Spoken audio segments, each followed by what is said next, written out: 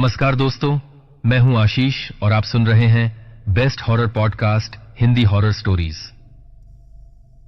आज की कहानी है वो लौट आई है। उम्मीद करता हूं कि आप सब बहुत अच्छे होंगे। मेरे बहादुर दर्शकों, थ्रिल और चिल्स के एक और रोंगटे खड़े कर देने वाले नए एपिसोड में आपका फिर से स्वागत है। भूत प्रेत, पिशाच और शैतानों की रोमांचक कहानियां आपको इस चैनल पर सुनने को मिलती हैं। अगर आपको ऐसी ही वीडियोस देखना पसंद है तो चैनल को सब्सक्राइब करके अभी हमसे जुड़ जाइए, क्योंकि हमेशा हम ऐसी यूनिक और सस्पेंस से भरी कहानियां लाते रहते हैं, तो कहीं वो आपसे मिस न हो जाए। तो हेडफोन लगाई और कमरे की लाइट्स बंद कर लें, क्योंकि डरावनी यात्रा शुरू होने वाली है। और हां, मैंने हाल ही में एक सस्पेंस और हॉरर से भरी कहानी मौत का साया एक्सप्लेन की है। अगर आपने इसे मिस कर दिया है तो उसका लिंक डिस्क्रिप्शन में है, जाकर जरूर देखें। तो आइए ज्यादा समय बर्बाद न करते हुए सुनते हैं आज की यह कहानी, जो सच में बड़ी ही जबरदस्त है, जिसमें इमोशंस, डर और सस्पेंस है, जिसका आपको बेसब्री से इंतजार है। दोस्तों, आज की कहानी में अंत तक बने रहना।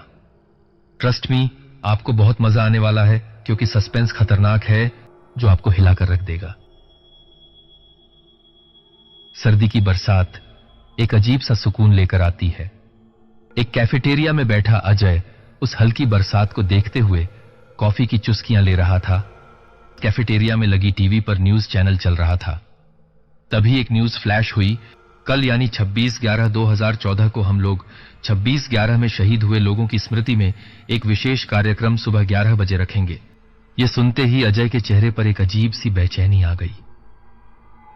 पास खड़े वेटर को उसने बुलाया और बिल लाने को कहा।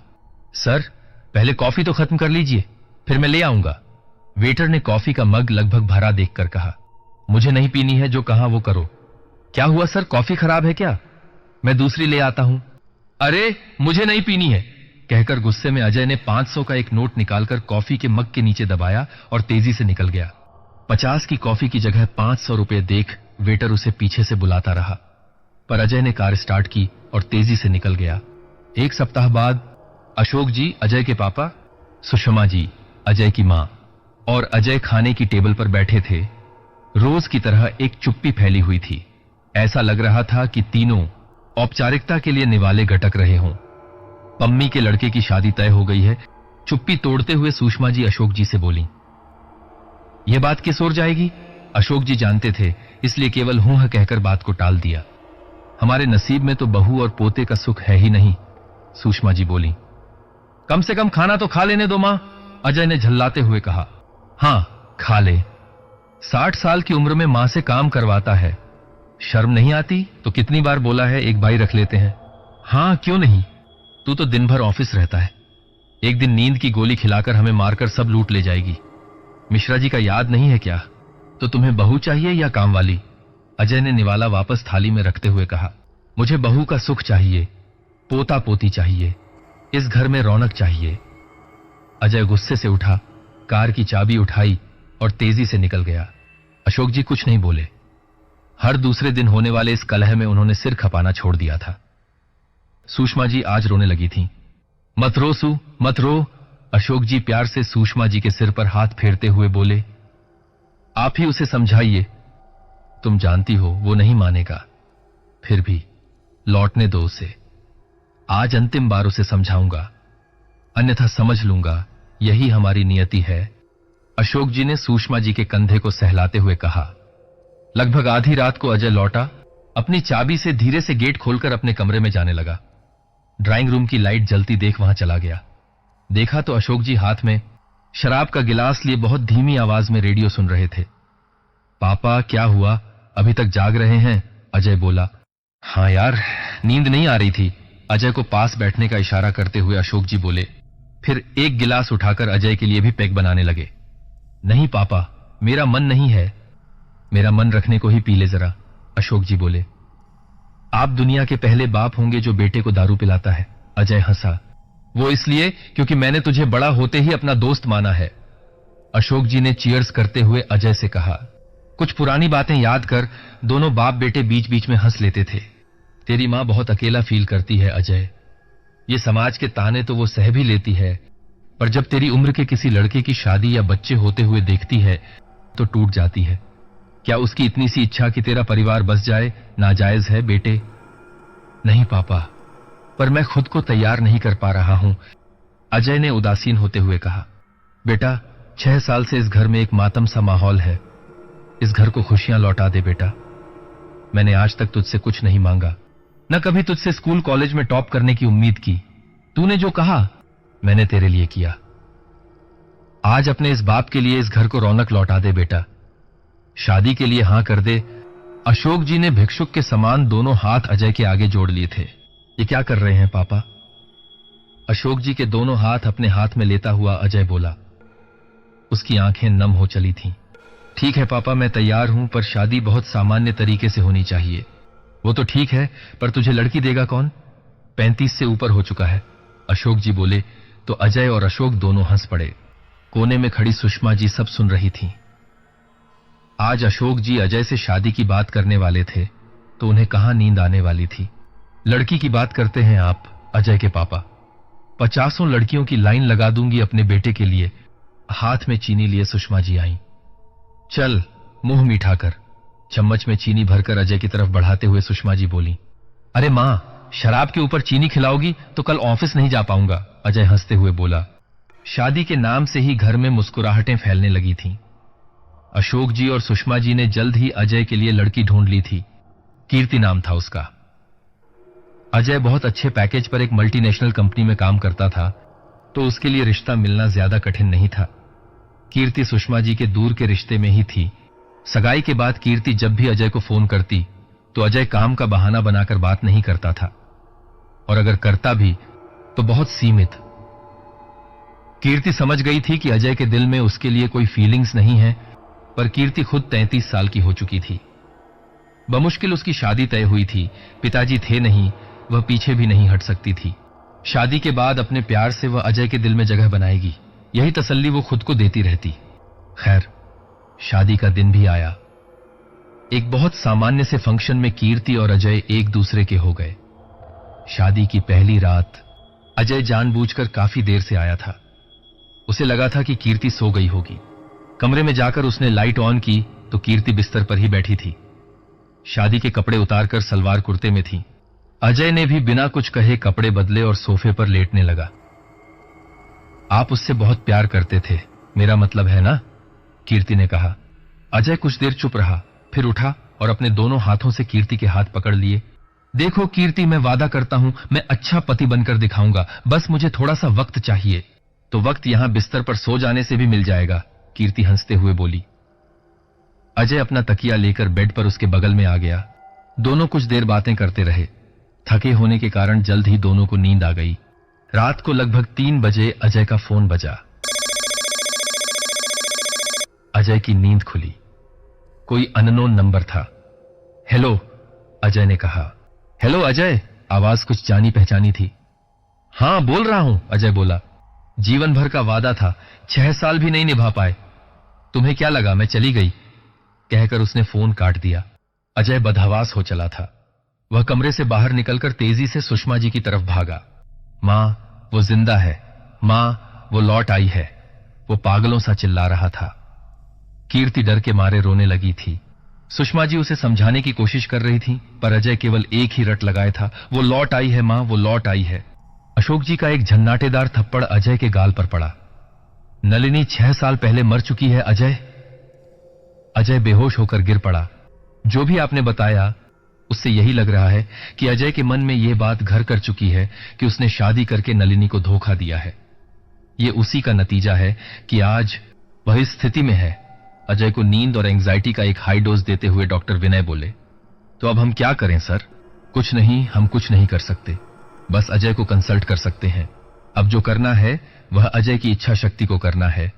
अशोक जी डॉक्टर को दरवाजे तक छोड़ने चले गए। इन सब की जिम्मेदार मैं हूं मम्मी जी, कीर्ति रोते हुए बोली।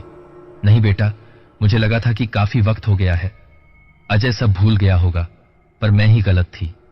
पर बेटा, हिम्मत नहीं हारते, हम दोनों हैं ना अजय को संभालने के लिए, सुषमा जी बोली। सुषमा जी ने कीर्ति को नलिनी के बारे में सब शादी के कुछ दिन पहले ही बता दिया था, पर नलिनी की मौत कैसे हुई थी यह नहीं बताया था। मम्मी जी, एक बात पूछ लूं? हां बेटे, पूछो। नलिनी की मौत कैसे हुई थी? कुछ देर सुषमा जी चुप रहीं, फिर सोफे पर बैठ गईं। बेटा, अगर मैं इसका जवाब अभी न दूं तो चलेगा? हाँ मम्मी जी, कोई बात नहीं, जब आपको सही लगे आप बता देना। मम्मी जी, एक बात और पूछनी थी। कल मैंने कमरे में इनकी एक फोटो देखी जिसमें ये आर्मी अफसर की यूनिफॉर्म पहने हुए हैं। वो तो ऐसे ही इसे आर्मी में जाने का शौक था तो यूं ही फोटो खिंचवाता रहता था।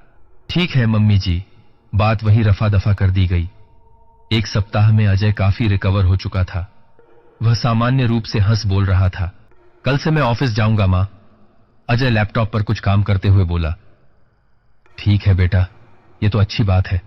तभी कीर्ति सबके लिए चाय लेकर आ गई। कल फ्राइडे है, फिर सैटरडे संडे ऑफ रहेगा, तो आप कल ना जाते तो 3 दिन का रेस्ट और मिल जाता आपको। अजय को चाय देती हुई कीर्ति बोली। अरे अब मैं ठीक हूं, रेस्ट की जरूरत नहीं है अब। ओके, जैसा आपको ठीक लगे। आज अजय ऑफिस गया था तो कीर्ति अपने कमरे में अकेली थी। एक सप्ताह से अजय लगातार कमरे में रेस्ट कर रहा था तो कीर्ति कमरा ठीक से साफ नहीं कर पाई थी। आज उसने कमरे को सलीके से लगाने का सोचा था। कमरा साफ करते वक्त उसे अजय और नलिनी की एक तस्वीर अलमारी से मिली। कीर्ति बहुत देर तक उस तस्वीर को देखती रही। कितनी सुंदर थी नलिनी, मैं तो उसके सामने कुछ भी नहीं, वह सोचने लगी। अलमारी में एक डायरी भी थी, पर डायरी पढ़ना कीर्ति ने सही नहीं समझा। उसने वह तस्वीर वापस वहीं रखकर कमरा साफ करना शुरू कर दिया। शादी के बाद आज पहली बार अजय ऑफिस गया था। दिन भर दोस्तों और सहकर्मियों से बधाई लेने और बातचीत करने में गुजर गया। ऑफिस से निकलते वक्त आज फिर हल्की बारिश शुरू हो चुकी थी। अजय का मन आज फिर कॉफी पीने को हो उठा। वह अपने फेवरेट कैफेटेरिया जा पहुंचा। वेटर को बुलाकर उसने 2 कॉफी का ऑर्डर दिया। क्या बात है सर, उस दिन एक कॉफी भी नहीं पी थी, आज 2 कॉफी अकेले के लिए? ये वही पुराना वेटर था। तुमको यार ज्यादा होशियारी है क्या?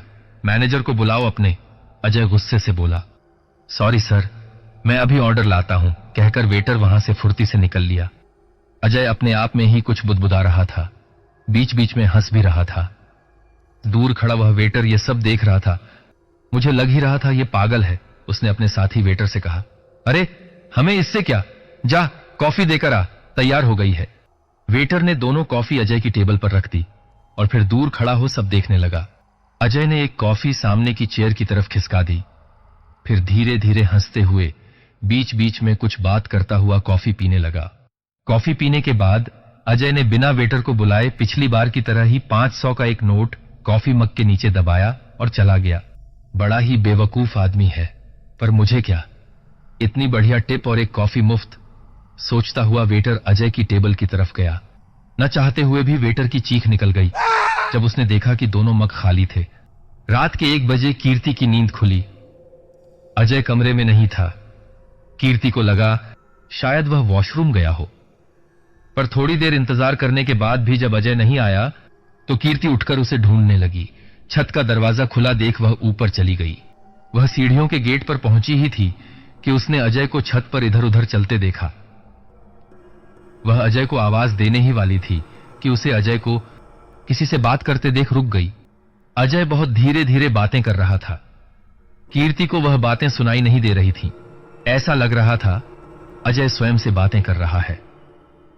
फिर अचानक अजय रुक गया और कीर्ति को अचानक पलट कर देखा तो कीर्ति सकते में आ गई। अरे वो, मुझे नींद नहीं आ रही थी तो वॉक करने आ गया था, अजय ने कुछ संभलते हुए कहा। अच्छा, कुछ ठीक लगा? हाँ हाँ, अब अच्छा लग रहा है, चलो चलते हैं, कहकर अजय कीर्ति की तरफ आया। छत से उतरते वक्त अजय ने कीर्ति से बचकर छत पर खड़े किसी को बाएं का इशारा किया, पर कीर्ति ने देख लिया था। अरे छत का दरवाजा तो खुला ही छूट गया, बंद करके आती हूं। कमरे में पहुंचते ही कीर्ति बोली। नहीं, मैंने दरवाजा बंद कर दिया था। कब? कीर्ति ने पूछा। अरे तुम्हारे सामने ही तो किया था, ध्यान नहीं रहा होगा तुम्हें। थोड़ी देर में अजय सो गया, पर कीर्ति को नींद नहीं आ रही थी। वह दबे पांव उठी और छत का दरवाजा देखने गई। उसके आश्चर्य का ठिकाना नहीं रहा। छत का दरवाजा केवल बंद ही नहीं था, उस पर ताला भी लगा था। वह असमंजस में पलटी ही थी कि सामने अजय खड़ा था। तुमको क्या लगा मैं झूठ बोल रहा हूं? नहीं, वो तो मैं बस पानी लेने आई थी, कहकर कीर्ति किचन की तरफ बढ़ गई। रात की घटना कीर्ति के जहन से निकल नहीं रही थी। अगले दिन अजय के ऑफिस जाने के बाद उसने सारी बात सुषमा जी को बताई। पता नहीं बेटी, इस घर को किसकी नजर लग गई है। सुषमा जी वहीं सोफे पर बैठ गईं। क्या हम पंडित जी के पास चलें मां जी?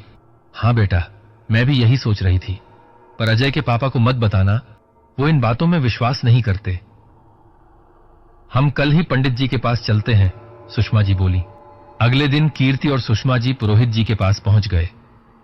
सुषमा जी ने सारी बात पंडित जी को बताई। आधी अधूरी बात मत बताइए मां जी, पूरी बात बताइए, पुरोहित जी बोले। मतलब पंडित जी? मतलब यह कि नलिनी की मौत किन परिस्थितियों में हुई थी, यह बताइए।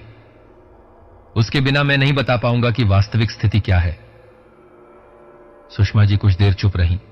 मुझे माफ कर देना कीर्ति बेटा, मैंने तुमसे कुछ चीजें छुपाई हैं, पर मेरी मजबूरी थी। अभी ये बातें जरूरी नहीं है मां जी। अभी पंडित जी जो पूछ रहे हैं वह बताइए। आप असहज हो तो मैं चली जाती हूं। नहीं बेटा, कब तक तुमसे छुपाऊंगी। तुम भी सुनो।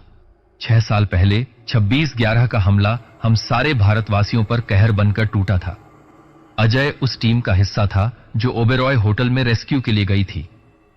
मतलब अजय सच में आर्मी में थे? कीर्ति ने पूछा। हां बेटा, लोगों को टीम ने बचा लिया था, पर अजय को हार्ट पर एक गोली लगी थी। हार्ट ट्रांसप्लांट के अलावा कोई और रास्ता नहीं था। इतनी जल्दी कोई डोनर मिल नहीं सकता था। हमने तो अजय के बचने की उम्मीद ही छोड़ दी थी, पर क्या मां जी? नलिनी ने उसी हॉस्पिटल की 13वीं मंजिल से छलांग लगाकर अपनी जान दे दी ताकि उसका हार्ट अजय को मिल सके। और इत्तेफाक की बात थी कि उसका हार्ट अजय को ट्रांसप्लांट किया जा सका, यानी ब्लड ग्रुप और अन्य मानक समान थे।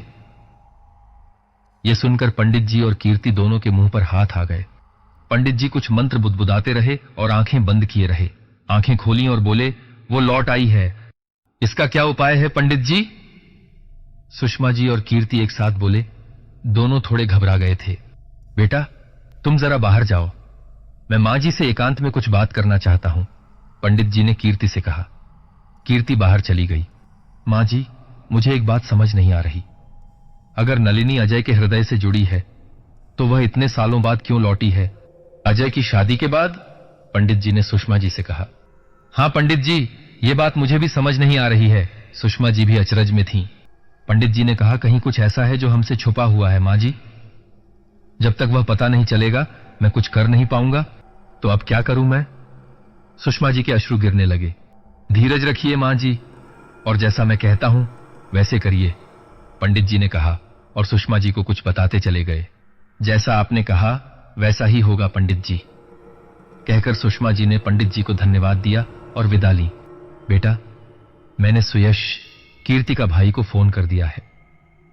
वह तुम्हें पगफेरे की रस्म के लिए आज घर ले जाएगा, सुषमा जी ने कीर्ति से कहा। पर मां जी, ऐसे में मेरा जाना ठीक रहेगा? बेटा, मैं हूं ना यहां संभालने के लिए। वैसे भी हफ्ते भर में तू वापस आ जाएगी। समाज के रीति रिवाज निभाना भी तो जरूरी है। ठीक है मां जी, जैसा आप कहें। शाम को सुयश कीर्ति को ले गया था। कीर्ति को गए 2 दिन बीत चुके थे। पिछले 2 दिनों से सुषमा जी अजय में एक अलग सी बेचैनी देख रही थीं। आज तो अजय ने खाना भी नहीं खाया। अजय बेचैन होकर छत पर यहां से वहां घूम रहा था। क्या हुआ अजय? 2 दिनों से नलिनी नहीं आई, सुषमा जी ने पीछे से कहा। अजय को काटो तो खून नहीं। तुमको कैसे पता मां? अजय हकलाता हुआ बोला। मां हूं तेरी, सब जानती हूं। कब आएगी मां? क्या वो फिर से चली गई? कहकर अजय सुषमा से लिपट गया और रोने लगा। नहीं मेरे बच्चे, वो आ जाएगी अभी 1-2 दिन में। अगर खाना नहीं खाएगा तो उससे अच्छे से कैसे मिलेगा? चल खाना खा, कहकर सुषमा जी अजय को खाना खिलाने ले गईं। पंडित जी, जैसा आपने कहा था वैसा ही हुआ। कीर्ति के जाते ही अजय को नलिनी दिखना बंद हो गई। पंडित जी ने कहा, इसका एक ही मतलब है मां जी। क्या? सुषमा जी को किसी अप्रत्याशित उत्तर की ही अपेक्षा थी, यही कि नलिनी की रूह अजय से नहीं कीर्ति से जुड़ी हुई है। पर यह कैसे संभव है? सुषमा जी हकलाती हुई बोली। इस प्रश्न का जवाब आपको ही ढूंढना पड़ेगा। सुषमा जी अगले 2 दिन तक कीर्ति और नलिनी के बीच कोई लिंक ढूंढती रहीं, पर कोई सफलता नहीं मिली। फिर एक दिन कीर्ति के कमरे से उन्हें एक फाइल मिली, जिसे देख उनकी आंखें फटी की फटी रह गईं। सुषमा जी ने सारी बातें अशोक जी को बताई। अशोक जी मानना नहीं चाहते थे, पर सब कुछ सुनकर और वो फाइल देखकर उन्हें भी सुषमा जी की बातों पर विश्वास हो चला था। अगले दिन सिटी हॉस्पिटल के डायरेक्टर डॉक्टर मुखर्जी अशोक जी के सामने थे। देखिए, जो हकीकत है आप हमें साफ साफ बताइए, वरना कोर्ट केस और मेडिकल रिपोर्ट से दूध का दूध और पानी का पानी हो ही जाएगा। अशोक जी ने सारी बातें बताकर और वो फाइल डॉक्टर मुखर्जी को देते हुए कहा। डॉक्टर मुखर्जी ने चश्मा उतार लिया। कीर्ति अब आपकी बहू है तो मैं सारी बात आपको बता सकता हूं। डॉक्टर मुखर्जी ने बताना शुरू किया। उस रात यह बात सही है कि हमें अजय का हार्ट ट्रांसप्लांट करना था, पर क्योंकि गोली सही समय पर निकल गई थी तो हमारे मुख्य सर्जन ने बहुत सोच विचार के बाद यह फैसला लिया कि हार्ट ट्रांसप्लांट न किया जाए, क्योंकि हार्ट ट्रांसप्लांट में बचने की संभावना 50% थी और उसी हार्ट में बचने की 80%। तो नलिनी के हार्ट का क्या हुआ? अशोक जी चिल्लाते हुए बोले। उस दिन एक पेशेंट और था जिसका हार्ट ट्रांसप्लांट होना था और कोई डोनर नहीं था। नलिनी का हार्ट उसको ट्रांसप्लांट किया गया। डॉक्टर होने के नाते हमने उस मरीज की जान बचाना जरूरी समझा। आप चाहे तो केस कर सकते हैं, पर हमारे साथ साथ आपकी बहू कीर्ति और उसकी मां भी जेल जाएंगी, क्योंकि वह पेशेंट कीर्ति तिवारी ही थी, यानी आपकी बहू। सुषमा जी गश खाकर वहीं गिर पड़ी। अशोक जी और डॉक्टर मुखर्जी उन्हें संभालने दौड़े।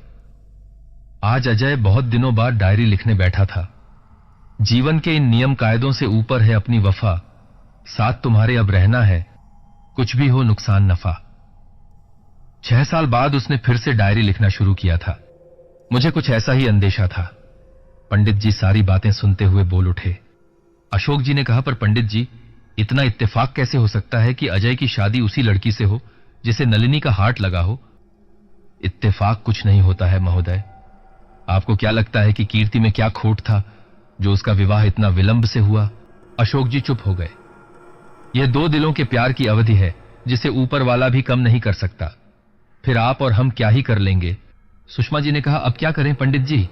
सबसे बड़ी समस्या यह है कि अजय जानता है कि नलिनी जिंदा नहीं है, पर वह उसकी रूह से भी उतना ही प्यार करता है जितना वह नलिनी से करता था। पंडित जी बोले, जब तक अजय यह नहीं समझेगा कि नलिनी की मुक्ति में ही उसका असली प्यार है, समस्या वहीं रहेगी।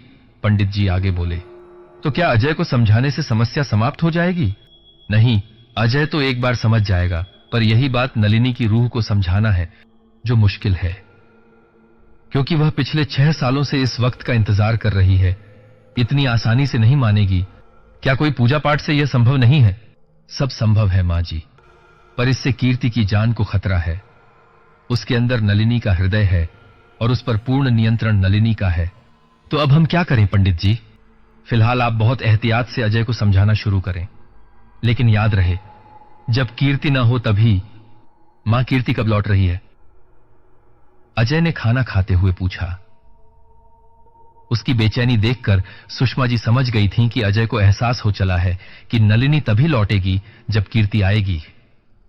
आ जाएगी बेटा, शादी के बाद पहली बार मायके गई है, कुछ दिन तो लगेंगे।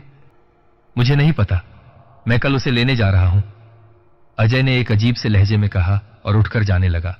नलिनी को जाने दे बेटा, उसकी मुक्ति ही तेरा असली प्यार है, सुषमा जी पीछे से बोली। अजय थोड़ी देर खड़ा रहा। हां मां, वो कुछ दिन में चली जाएगी, हमेशा के लिए।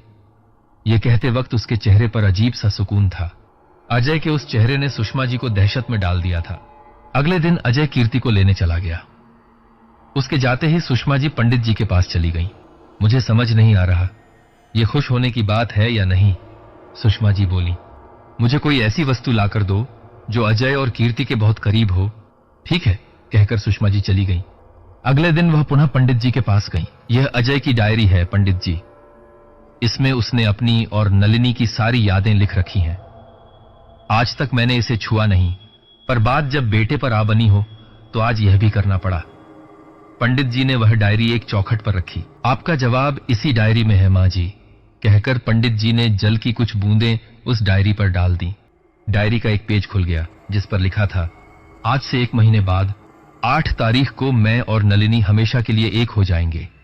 ये वही दिन है जब हम पहली बार मिले थे। इस सांसारिक जीवन में हम साथ नहीं रह सकते, तो क्या उस रूह की दुनिया में हम हमेशा के लिए एक हो जाएंगे? यह पढ़कर सुषमा जी रोते हुए पंडित जी के पैरों में गिर पड़ी। कीर्ति लौट आई थी, साथ ही अजय के चेहरे पर एक मुस्कान भी लौट आई थी। मां जी, पंडित जी ने क्या उपाय बताया है? कीर्ति ने पूछा। सुषमा जी क्या बताती, उनका तो हृदय ही फटा जा रहा था। कुछ नहीं बेटी, घबराने की कोई बात नहीं है, सब जल्द ठीक हो जाएगा, सुषमा जी ने स्वयं को संभालते हुए कहा। भगवान का लाख लाख शुक्र है, कीर्ति भगवान का शुक्रिया अदा करते हुए बोली। रात के 2 बज रहे थे। सुषमा जी को नींद नहीं आ रही थी। वह सोफे पर आकर बैठ गई। मुझे पता है नलिनी, तुम यहीं कहीं हो, मुझसे बात करो, सुषमा जी बोली। कुछ देर तक यह बात वह बार बार दोहराती रही, पर उन्हें कोई उत्तर नहीं मिला। तुम्हें तुम्हारे और अजय के प्रेम की सौगंध नलिनी, अगर तुम मुझे सुन रही हो तो मुझसे बात करो, सुषमा जी बेबस होकर बोली। अचानक वह कमरा ठंडा हो गया। सुषमा जी समझ गईं कि नलिनी आ गई है। तो यही तुम्हारा प्रेम है कि अपने प्रेम की हत्या कर दो? सुषमा जी नलिनी की उपस्थिति का आभास होते ही बोली। मेरा प्रेम आप उस समय तो ना आंक सकी मां जी, जब मैंने अजय के लिए मौत को गले लगा लिया। एक सर्द आवाज उन्हें सुनाई दी। जिसके लिए मौत को गले लगाया, आज उसे ही मौत देने लौटी हो। जान सकती हूं क्यों?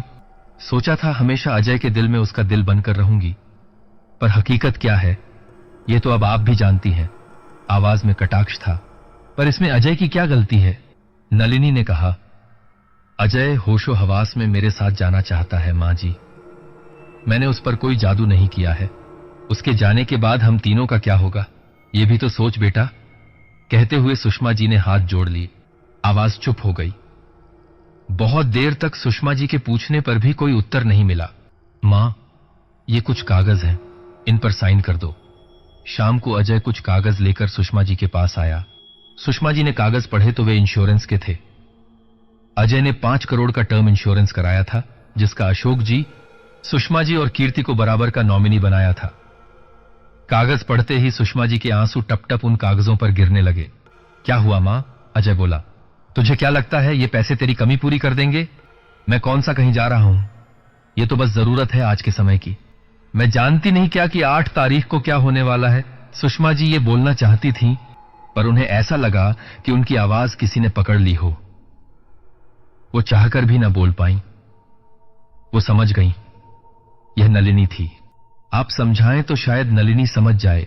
अशोक जी, प्रकाश जी नलिनी के पिताजी के सामने हाथ जोड़े बैठे थे। जो जैसा करता है वैसा ही भरता है, प्रकाश जी बोले। प्रकाश जी नलिनी की मौत का जिम्मेदार अजय को ही मानते थे। कैसी बात कर रहे हैं आप? जो नलिनी ने किया वह उसके प्रेम की इंतहा थी। इसमें किसका क्या कसूर? क्या आप जानते भी हैं अजय पिछले 6 सालों से कैसे जी रहा है? अशोक जी बोले। हम नलिनी को समझाने की पूरी कोशिश करेंगे। पीछे खड़ी आराधना जी, नलिनी की मां, बोली। अशोक जी ने दोनों हाथ जोड़कर उनका शुक्रिया किया। मां जी, आजकल मुझे सीने में थोड़ा दर्द रहता है, कीर्ति ने सुषमा जी से कहा। क्यों बेटे, पहले कोई दिक्कत थी क्या? सुषमा जी हालांकि जानती थीं, फिर भी पूछा। हां मां जी, 6-7 साल पहले तो बहुत दिक्कत हो गई थी हार्ट में। ऑन परेड भी कराना पड़ा था, पर फिर सब नॉर्मल हो गया। उसके बाद आज इतने सालों बाद उसी स्पॉट पर हल्का दर्द हो रहा है, कीर्ति बोली। कोई बात नहीं बेटा, तुम आराम करो। दर्द में आराम नहीं होगा तो शाम को डॉक्टर को दिखाने चलेंगे। सुषमा जी दर्द का कारण जानती थी। कीर्ति ने आराम करने को आंखें बंद की। उसे ऐसा लगा कोई फिल्म उसकी आंखों में चलने लगी हो। कॉलेज का कोई दृश्य। नलिनी, तुमने क्या सोचा है कॉलेज खत्म करने के बाद? मैंने तो सैलून खोलने का सोचा है। और तुमने? मैंने सीडीएस का एग्जाम देने का, अजय बोला। पीछे खड़ी कोई लड़की यह सुन रही थी। कीर्ति ने महसूस किया कि वह लड़की शायद वही थी। हड़बड़ी में उसने आंखें खोलीं और दौड़ती हुई बाहर गई। मां जी, ये किस कॉलेज से पढ़े हैं? कीर्ति ने पूछा। सेठ विद्यामल से, बेटा। कीर्ति का सिर चकरा गया। पंडित जी, भगवान न करे जो नलिनी चाहती है वैसा हो, पर अगर उसके मुताबिक हुआ तो क्या उस बच्ची कीर्ति की जान भी जा सकती है? सुषमा जी बोली। नहीं मां जी, मुझे नहीं लगता कि वह नलिनी किसी और को हानि पहुंचाने आई है। पंडित जी, कोई तो उपाय बताइए। एक ही उपाय है, कीर्ति को अजय से बहुत दूर भेज दो। पर ऐसा नलिनी होने नहीं देगी, और हो भी गया तो फिर इसमें कीर्ति की जान को खतरा है, पंडित जी बोले। मैं अजय को कुछ नहीं होने दूंगी, सुष, मां जी दृढ़ स्वर में बोली। आज कीर्ति जैसे ही सोई, वह किसी और की जिंदगी जीने लगी। उसे ऐसा लगा एक फिल्म चल रही है। वह उसके पीछे जा जाकर बस देख पा रही है कि क्या हो रहा है, पर कुछ कर नहीं पा रही। पता है, आज कॉलेज में ब्लड डोनेशन कैंप है, और ऑर्गेनाइज कौन करा रहा है मालूम है? अजय नलिनी से कैंटीन में बोल रहा था। हाँ, कैंप तो है, ये तो पता है, पर कौन ऑर्गेनाइज करा रहा है ये नहीं पता। अरे, मेरी मम्मी का एनजीओ नारी, बताया था तुमको मेरे मम्मी के एनजीओ के बारे में, अजय जोश से बोला। हाँ, बताया तो था। आंटी का कैंप है तो मैं भी डोनेट करूंगी, नलिनी चहकती हुई बोली। बगल के बेड में लेटी हुई कीर्ति नलिनी को ब्लड डोनेट करते हुए देख रही थी। ये डोनेशन कैंप वाले खून लेकर एक मैंगो फ्रूटी क्यों देते हैं? नलिनी अजय से बोली। पता नहीं, कहकर अजय हंस दिया। अगला दृश्य। वाह, तेरी और तेरी नलिनी का ब्लड का एक एक पार्टिकल मिलता है, सुषमा जी मजाक में अजय से कह रही थी। तुमको कैसे पता मां? अजय कौतूहल से बोला। अरे, ब्लड बैंक भेजने से पहले ब्लड रिपोर्ट होती है, कहीं कोई बीमारी वगैरह तो नहीं है। कौतूहल, बस मैंने अपनी बहू की रिपोर्ट चेक कर ली बस, सुषमा जी बोली तो अजय थोड़ा शर्मिंदा हो गया। अगला दृश्य। नलिनी, तुमने क्या सोचा है कॉलेज खत्म करने के बाद? मैंने तो सैलून खोलने का सोचा है। और तुमने? मैंने सीडीएस का एग्जाम देने का, अजय बोला। अच्छा, तो मेरा हीरो देश का हीरो बनकर रहेगा, नलिनी ने अजय के बाजुओं को जोर से दबाकर कहा। बिल्कुल, अजय बोला। अगला दृश्य। कहां हो अजय? फोन क्यों नहीं उठाते हो? कब से ट्राई कर रही हूं, नलिनी बोली। अरे, मैं ओबेरॉय होटल की रेस्क्यू टीम को लीड कर रहा हूं, रुको अभी, इन आतंकवादियों की चिता जलाकर बात करता हूं, अजय बोला। I am proud of you Ajay and I love you, कहकर नलिनी ने फोन काट दिया। अगला दृश्य। गोली अजय के दिल के बहुत पास लगी है, हार्ट ट्रांसप्लांट ही एक उपाय है, डॉक्टर मुखर्जी बोले। नलिनी, सुषमा जी, अशोक जी, प्रकाश जी और आराधना जी सब वहीं थे। कीर्ति ने चारों तरफ देखा, उसे अपनी मां भी बहुत हैरान परेशान सी वहां दिखी। अगला दृश्य। हॉस्पिटल की 13वीं मंजिल। नलिनी वहां से गिर पड़ी। कीर्ति को सपने में ही पसीने छूट रहे थे, पर यह क्या, नलिनी वहां अकेली नहीं थी, वहां कोई और भी था। नलिनी के गिरते ही वह शख्स दौड़ता हुआ वहां से उसे पार करता हुआ नीचे चला गया। कीर्ति जाग गई, उसका गला सूख गया, उसे कुछ समझ नहीं आ रहा था। वह भागती हुई बाहर गई। सामने से सुषमा जी आ रही थीं और वह उनसे लिपट गई। क्या हुआ बेटा, कोई बुरा सपना देखा क्या? मां, मां, कीर्ति के शब्द जैसे गले में ही अटक गए थे। हां बेटा, क्या हुआ? मैं यहीं हूं, घबरा मत, कीर्ति ने पूछा। उस दिन आप उस 13वीं मंजिल पर क्यों थीं? सुषमा जी का आलिंगन ढीला पड़ गया। सुषमा जी वहीं सोफे पर बैठ गईं। वह छत को निहारने लगी। बताइए ना मां जी, आप वहां थीं या जो मैंने स्वप्न में देखा वो गलत था? सुषमा जी कुछ देर चुप रहीं। पानी का गिलास लेकर 2 बार पानी पीकर सूखे गले को तर किया। नहीं बेटा, तुमने जो देखा वो सही था, मैं उस रात वहां थी। फिर वह उस रात का सच कीर्ति को बताने लगी। उस रात। आंटी जी, आप हॉस्पिटल की 13वीं मंजिल पर आइए, मुझे आपसे बहुत जरूरी बात करनी है, नलिनी ने सुषमा जी को फोन किया। बेटा, अभी हमें कोई हार्ट डोनर ढूंढना है, बहुत जल्द, बाकी बातें बाद में होती रहेंगी, इतनी जल्दी कोई नहीं मिल सकता, आपको भी पता है। पर जो बात मुझे आपसे करनी है उससे शायद अजय बच जाए। उसकी ये बात सुनकर मैं वहां चली गई, सुषमा जी ने आगे कहा। आंटी जी, मुझे ब्रेन ट्यूमर है, मैं वैसे भी महीने या साल की मेहमान हूं, पर शायद मेरा दिल मेरे अजय के काम आ जाए। ये कैसी बातें कर रही हो बेटा, बकवास बंद करो। और तुम्हें कब हो गया ट्यूमर? सुषमा जी का कलेजा बैठ गया। ये सब बातें करने का समय नहीं है आंटी जी। अजय ने बताया था कि मेरा और अजय का ब्लड कंपोजिशन एक जैसा है, बहुत चांस है कि मेरा हार्ट उसे लग जाए, नलिनी आगे बोली। इससे पहले कि मैं उसे कुछ और समझा पाती, वो पागल वहां से कूद गई। कमरे में एक सन्नाटा फैल गया। पर उसने आपको ही क्यों बुलाया? कीर्ति संशय में थी। शायद इसीलिए, क्योंकि वो जानती थी कि मैं ही वो होंगी जो उसे मजबूती से ऐसा करने से न रोकूं, क्योंकि मैं अजय की मां थी, कहकर सुषमा जी एक उदासीन अवस्था में चली गईं। कीर्ति ने कहा, पर मां, जब नलिनी ने ही अजय को हार्ट दिया है तो वो उसे परेशान क्यों कर रही है? क्योंकि नलिनी ने जिस मकसद से मौत को गले लगाया वो हुआ ही नहीं। कहकर सुषमा जी ने डॉक्टर मुखर्जी वाली सारी बात कीर्ति को बता दी। कीर्ति रोने लगी। मतलब इस सब की जिम्मेदार मैं हूं, कहकर कीर्ति बिलखने लगी। नहीं बेटा, इसमें किसी का क्या कसूर, सब समय का किया है। सुषमा जी ने उसे चुप कराने की कोशिश की। पर मां, नलिनी तो ब्रेन ट्यूमर से वैसे भी मरने वाली थी। नहीं बेटा, ऑटोप्सी से पता चला था कि वो पूर्ण स्वस्थ थी, उसे कुछ नहीं था। एक चुप्पी पसर गई। वो उसे ले जाएगी, कहकर सुषमा जी फिर बिलखने लगी। कौन किसे ले जाएगा? कीर्ति ने विस्मय से पूछा। नलिनी अजय को ले जाएगी। ये आप क्या बोल रही हैं मां जी? सुषमा जी ने कीर्ति को अजय की डायरी उठाकर लाने को कहा। डायरी में अजय ने कुछ नया भी लिखा था, जो इस प्रकार था। प्रिय नलिनी, तुमने मुझसे वादा किया था कि 8 तारीख को तुम मुझे अपने साथ ले चलोगी। मैं तो 7वें आसमान में पहुंच गया था, ये सोचकर कि जीते जी ना हम मरकर ही एक हो जाएंगे। पर अब क्या हुआ? तुम मुझे अपने साथ ले जाने को क्यों मना कर रही हो? चलो, मुझे अपने साथ न ले चलो, पर तुम 2 दिन से मुझसे भी मिलने नहीं आई।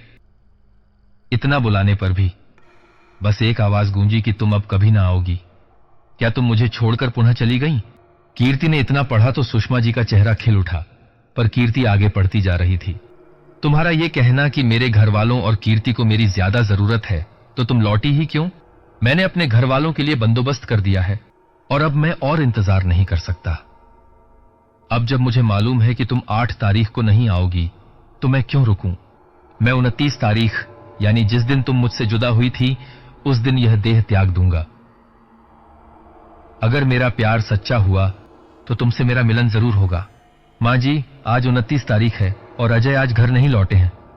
मैंने कॉल किया तो कहा ऑफिस में बहुत जरूरी काम है, कीर्ति ने कहा तो सुषमा जी वहीं बेहोश हो गईं। क्या अजय की जान बच पाएगी? और नलिनी ने अपना निर्णय क्यों बदला? जानने के लिए बने रहिए वीडियो के अंत तक। सुषमा जी ने अशोक जी को जगाया और स्थिति से अवगत कराया। अशोक जी ने देखा कार वहीं खड़ी थी। उन्होंने कार उठाई और अजय को ढूंढने निकल गए। एक बाप के चेहरे पर आंसू बहुत कम आते हैं, पर अशोक जी के अश्रु लगातार बह रहे थे। 2 दिन पूर्व आराधना जी उन्हीं पंडित जी से मिलने गईं जिनसे सुषमा जी मिलने गई थीं। पंडित जी, मैं नलिनी से बात करना चाहती हूं। शायद वो मेरे कहने से उस परिवार पर दया कर दे, आराधना जी बोली। एक मां की बात उसकी बेटी जरूर सुनेगी। मैं उसे बुलाने की प्रार्थना करता हूं, पर बहुत मुश्किल है कि वो आए। बहुत प्रार्थना के बाद भी नलिनी नहीं आई। वो नहीं आएगी मां जी, पर वो यहीं आसपास है। आप जो कहना चाहती हैं कह दीजिए, शायद वो सुन ले। आराधना जी ने आंखें बंद कर बोलना शुरू किया। मेरी प्यारी बच्ची, तुझे इन सालों में अपनी मां की याद नहीं आई। तूने अपने प्रेम के लिए जीवन भी त्याग दिया, परंतु अपने मां बाप के बारे में नहीं सोचा। तुम उस समय भी स्वार्थी थी और आज भी स्वार्थी हो रही हो। तब तुमने अपना परिवार उजाड़ा था, आज अजय का उजाड़ रही हो। बेटे, प्रेम का सही अर्थ मुक्ति में है। माना तेरा दिल अजय में नहीं, पर कीर्ति जो उसकी पत्नी है उसमें है। तू अजय को मुक्त कर बेटा, तभी तुझे मुक्ति मिलेगी। आराधना जी की आंखें अश्रुपूरित हो चुकी थीं, पर वह अकेली नहीं थीं। कुछ साल पहले कहां थी तुम 2 हफ्ते से? न कोई कॉल किया, न उठाया, न मैसेज का रिप्लाई। अजय गुस्से से नलिनी से बोला। वो मेरे दादू नहीं रहे, कहकर नलिनी सिसकने लगी। अजय ने उसे किसी तरह छुपाया। चलो मेरे साथ, बाइक स्टार्ट करते हुए अजय बोला। नलिनी बिना कुछ बोले उसके पीछे बैठ गई। लगभग आधे घंटे में अजय एक पहाड़ी पर था। यहां क्यों आए हैं हम? नलिनी बोली। जब भी मैं दुखी होता हूं यहीं आता हूं, मुझे सुकून आता है यहां। अजय ने उन पहाड़ियों और हरियाली को देखते हुए कहा। नलिनी का मन भी उस वातावरण में अच्छा हो चला था। अब दोनों अक्सर खाली वक्त में उन्हीं पहाड़ियों में चले जाते। दोनों ने वहीं साथ में जीने मरने की कस्में खाई, अपने भविष्य के ख्वाब सजाए। अजय आज फिर उन्हीं पहाड़ियों पर था। आंखों से बहते अविरल अश्रु पोंछता और फिर नलिनी के साथ बिताए पलों को याद कर रो देता। इस जहां में न सही, उस जहां में सही, मोहब्बत इस जिस्म की मोहताज नहीं, कहकर अजय ने उस पहाड़ी से छलांग लगा दी। उसे नलिनी के साथ बिताए एक एक पल याद रहे थे। उसे चेहरे पर तनिक भी शिकन न थी, एक खुशी थी। उसने आंखें बंद कर लीं। बहुत समय बाद भी उसे किसी चोट या दर्द का एहसास नहीं हुआ। उसने आंखें खोली तो वह अधर में हवा में लटका हुआ था। मत करो नलिनी, ऐसा, वह चीख पड़ी। पर वह धीरे धीरे वापस ऊपर की ओर उठने लगा। वह पुनः पहाड़ी पर पहुंच गया। अजय ने वापस कूदने की कोशिश की, पर पीछे से उसे किसी ने पकड़ लिया। उसने पलटकर देखा तो नलिनी थी, बिल्कुल वैसे ही जैसे उसने मरने से पहले देखा था। तुम क्यों वापस आई? बड़ी मुश्किल से खुद को जरा सा संभाला था। अब जब तुमसे मिलने की उम्मीद है तो क्यों रोक रही हो मुझे? अजय नलिनी पर चीख पड़ा। नहीं अजय, तब मैंने स्वार्थी होकर जो किया आज तुम कर रहे हो। तब मैंने अपने माता पिता के बारे में कुछ नहीं सोचा, आज तुम नहीं सोच रहे हो? कहकर नलिनी ने अपनी उंगलियों से अजय की आंखें बंद कर दी। अजय को घर में रोती बिलखती मां और कीर्ति दिखाई दी। फिर अशोक जी दिखाई दिए, जो सड़कों पर बेतहाशा पागलों की तरह अजय को ढूंढ रहे थे। अपने पापा को पहली बार अजय ने रोते देखा। अजय वहीं टीले पर उदासीन बैठ गया। अजय, कीर्ति के अंदर मेरा दिल है। कीर्ति के रूप में मैं हमेशा तुम्हारे साथ रहूंगी। अजय उठा और नलिनी को जोर से गले लगा लिया। नलिनी ने भी उसे गले लगा लिया। अजय को महसूस हुआ कि नलिनी जैसे कहीं खोती जा रही है। उसने आंखें खोली तो नलिनी की रूह धीरे धीरे इस दुनिया को छोड़ रही थी। अजय बेतहाशा उसके पीछे भागा। उसके जिस्म ने उसका साथ छोड़ दिया और वह वहीं बेहोश होकर गिर पड़ा। तुझे पा लिया या खो दिया, इस बात पर दिल रो दिया कि चाहकर तू ना आ सके, तू वक्त है गुजरा हुआ। तुझे रख लिया इन यादों में, एक फूल सा किताबों में। इस दिल में तू रहेगा सदा और महक आएगा इन सांसों में। अजय के बेहोश हो चुके लब भी ये बुदबुदा रहे थे। 2 दिन बाद अजय की अस्पताल में बेहोशी टूटी। सामने मां, कीर्ति और अशोक जी थे। अजय को होश आते ही सुषमा जी रोने लगी। मां, मैं कहीं नहीं जा रहा हूं। अजय ने सुषमा जी का हाथ पकड़ते हुए कहा, मुझे माफ कर दो। मेरे वजह से आप जीवन में पहली बार रोए। मुझे माफ कर दो पापा, कहकर अजय भी रो पड़ा। कोई बात नहीं बेटे, ये सब बातें बाद में, कहते हुए अशोक जी की आंखें भी गीली हो गईं। सब घर लौट आए। 3 साल बाद। बधाई हो, आपको बेटी हुई है। डॉक्टर ने ओटी से निकलकर अजय को खुशखबरी दी। और कीर्ति भी ठीक है ना? अजय ने पूछा।